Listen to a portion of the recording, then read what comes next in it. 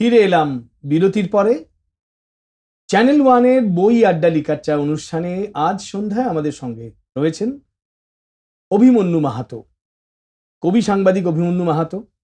অভিমন্যু, তোমার কবিতা নিয়ে, তোমার পুরুলিয়া নিয়ে, তোমার স্বপ্ন নিয়ে অনেক কথা হচ্ছিল।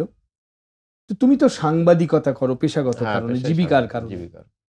তা একটা আমাদের জানতে ইচ্ছে করে, এই যে সাংবাদিকতার জগতে, তারা পেশার জগৎ, প্রফেশনাল একটা ফিল্ড, সেখানে তুমি সংঘাত বোধ করো না? না, কম্পিটিশন বা কিছু? হ্যাঁ, এটা খুব ভালো কথা তুলেছেন।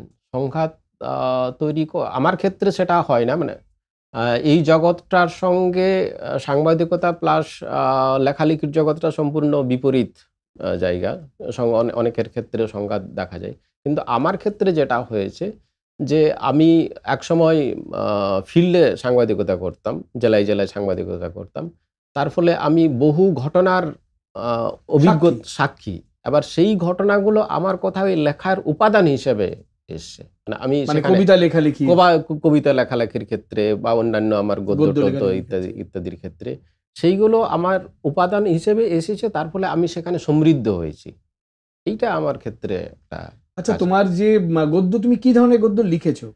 আমি গল্প উপন্যাস তো লেখো? গল্প উপন্যাস লেখা হয়নি। ইচ্ছে আছে গল্প উপন্যাস হয়তো আগামী দিনে লিখতে পারি, বা এরকম একটা স্বপ্ন আছে। নির্দিষ্ট কিছু ভেবেছো যে একে নিয়ে উপন্যাস লিখবো বা কিছু? না, নির্দিষ্ট কিছু নেই। মনে হয় আমার যেটা ভাবনা চিন্তার মধ্যে আছে, জানি না করতে পারবো কিনা, বা সেই স্বপ্নটা আমার সার্থক হবে কিনা, তবে চেষ্টা করব।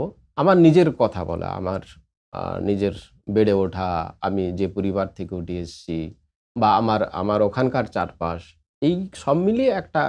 আচ্ছা, তুমি কি বেড়াতে ভালোবাসো?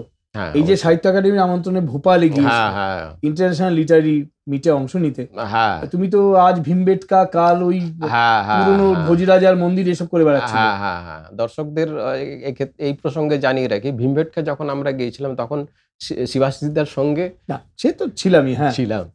একটা ভীমবেটকা যাওয়ার একটা অন্যরকম একটা স্মৃতি আমাদের কাজ করে। কিরম লেগেছিল তোমার? অদ্ভুত অদ্ভুত অদ্ভুত। মানে ভীমবেটকার এক একটা গুহা যখন আমরা দেখছি যে, এবং দেখছি যে বহু হাজার হাজার প্রায় 25,000 বছরের যে চিত্র, সেই চিত্রগুলো এখনো টাটকা আছে এবং সেইগুলো এখনো সংরক্ষিত আছে। এবং সেই সময়কার মানুষ এত মানে আধুনিক ভাবনা চিন্তার মধ্যে থেকে যে ওই চিত্রগুলো এঁকেছেন, এই একটা আমাদের কাছে জঙ্গলমহলের মানুষ বলে তোমার ওই আদিম গুহা চিত্র অত ভালো লাগছিল? অবশ্যই অবশ্যই। এটা তো আমার একটা, তুমি নাগরিক চোখ দিয়ে দেখো? না না না, আমি দেখছি আমার ওই এলাকার, আমি যে এলাকা থেকে বড় হয়ে উঠেছি সেখানকার একটা, ওই লোকেলটাকে আবিষ্কার করতে ব্যস্ত ছিল। ছৌ নাচের পরিবারের একজন ছেলে হিসেবে তুমি ভাবছিলে যে এরা কারা, এই আমাদের পূর্বপুরুষ। হ্যাঁ, একদমই তাই তো। সেইটা একটা তোমার পরে কখনো লেখাতে কন্ট্রিবিউট করেছে? একটা ভাবনা চিন্তার মধ্যে আছে, ভীমবেটকা নিয়ে আমার একটা লেখার ইচ্ছে আছে, কিন্তু সেটা এখনো হয়ে ওঠেনি। লিখবো। সুবোধ সরকার লিখেছিলেন, জানো তো? সুবোধদা একটা লিখেছিলেন। আচ্ছা, প্রথম ভীমবেটকা গিয়ে ভোপালে যে অশোক বাজপেয়ীজির আমন্ত্রণে ওরা যেতেন, সুবোধদা মল্লিকা দিয়ে, প্রথম ভীমবেটকা দেখে এসে দেশ পত্রিকায়, আজ থেকে প্রায় ওরম 40 বছর আগে, 25 বছর আগে একটা লেখা বেরিয়েছিল, ভীমবেটকা নিয়ে সুবোধ সরকার লিখেছিলেন। আচ্ছা, মানে কবিতা যারা চর্চা করে তাদের এই আদিম গুহা চিত্রগুলো খুব প্রভাব ফেলে তাদের মনের ওপরে। সেবারে আবার তোমার একটা কবিতায় চলে যায়। হ্যাঁ, বসন্ত যখন, তখন আরেকটা প্রেমের কবিতাই পড়ি। কবি কোকিল বলা হয়, জানো তো? বিদ্যাপতি সম্পর্কে বলা হয় তো, বসন্তকাল আসবে কোকিল ডাকবে না, কবিরা কবিতা পড়বে না, তা কি হয়? এটার নাম খালি পা। তুমি পার হয়ে চলে যাচ্ছ আজকের প্রভাতের রোদ, আমি তোমারই পিছু পিছু, আমার খালি পা। রঙিন কুয়াশা ডিঙিয়ে আমি তোমার পিছু পিছু। তুমি উদ্বেগে অস্থির আজ শস্যের নীলিমার খোঁজে। পৃথিবীর মাঠগুলি দেখো শূন্য, রোদন ভারাক্রান্ত, তাদের হলুদ পিপাসা মেটেনি। তুমি পার হয়ে চলে যাচ্ছ সংসার, অন্য, সন্তান, আমি তোমারই পিছু পিছু, আমার খালি পা।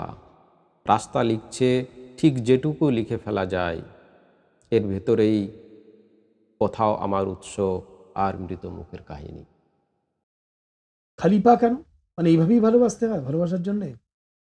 হ্যাঁ, আমাদের তো হাঁটি, আমাদের আমাদের তো হাঁটার ক্ষেত্রে তো খালি পায়ে আমরা যখন জন্মগ্রহণ করেছি তখন তো খালি পায়ে ছিল, এবং যখন আমরা আম শেষ শেষ যাত্রাতে যখন আমরা মৃত্যুর পর কিন্তু তখন তো প্রেমের কবিতায় খালি পা কেন? প্রেমের কবিতায় পা খালি পা, থেকে জুতো খুলে ফেললে কেন? যেহেতু প্রেমের সঙ্গে একটা সংঘাত থাকেই। আর শরীরই প্রেমের কবিতা তুমি লেখো না? শরীর তোমাকে নাড়া দেয় না? প্রেম আর শরীর তো একই অঙ্গাঙ্গিভাবে জড়িত। তুমি প্রেম, শরীর সম্পর্কে কোনো ট্যাবু নেই তোমার যে এটাকে বাধা দিতে হবে তা নয়? না, না, না। প্রেমের সঙ্গে শরীর থাকবেই।